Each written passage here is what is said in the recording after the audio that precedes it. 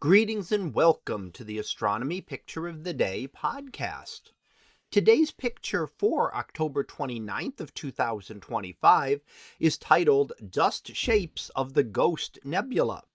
So what do we see here?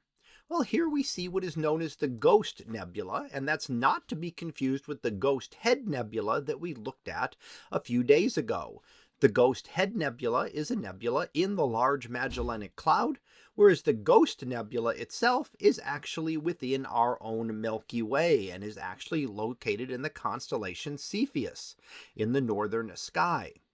Now, it is an example of what is called a reflection nebula, which is scattering of light by dust.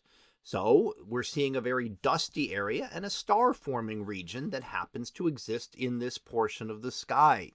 The darker dusty areas and the denser ones block out light from behind them and do a couple of different things to the starlight.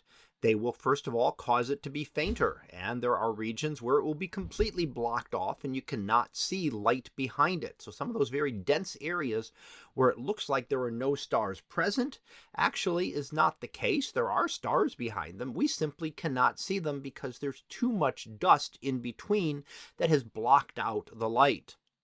But what we also can see is that some of the stars around the dust will also look a little bit redder than other stars. The dust will tend to scatter out the blue light, allowing the red light to pass through, and will undergo what is called interstellar reddening. And this causes the starlight to appear redder than it otherwise would.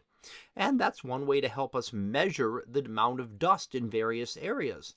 In some regions like this, the dust can be quite apparent, and we can make measurements of it, but we still need to figure out how much is there. We can say there's a little or a lot, but how can we quantify that and figure out how much it's blocking out the light from behind? So the reddening is another way that we're able to do that, to be able to try to figure out how much dust is there doing the scattering.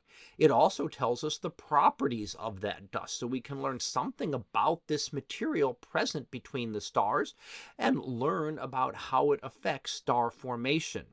Now that's what's actually happening here. We are forming new stars. The denser areas will have clumps of material, and could we look at them in the infrared, which is better able to penetrate through the dust, we would be able to see that there are protostars beginning to form. Those are stars that are not quite stars yet. They're still in the process of collapsing to become stars and have not yet ignited nuclear fusion in their core. Now that is the key. That's what separates a protostar from a star. How do we find the distinction? Well, one is still collapsing and producing its energy from gravitational collapse. The other is releasing energy from nuclear fusion in its core. That is when a star actually becomes a star, and it's part of the definition. What is a star? Well, it is an object that is producing its own energy through nuclear reactions in its core. So here we get to see another of our Halloween images looking at the Ghost Nebula off in the constellation of Cepheus and the star-forming region that we've taken a look at today.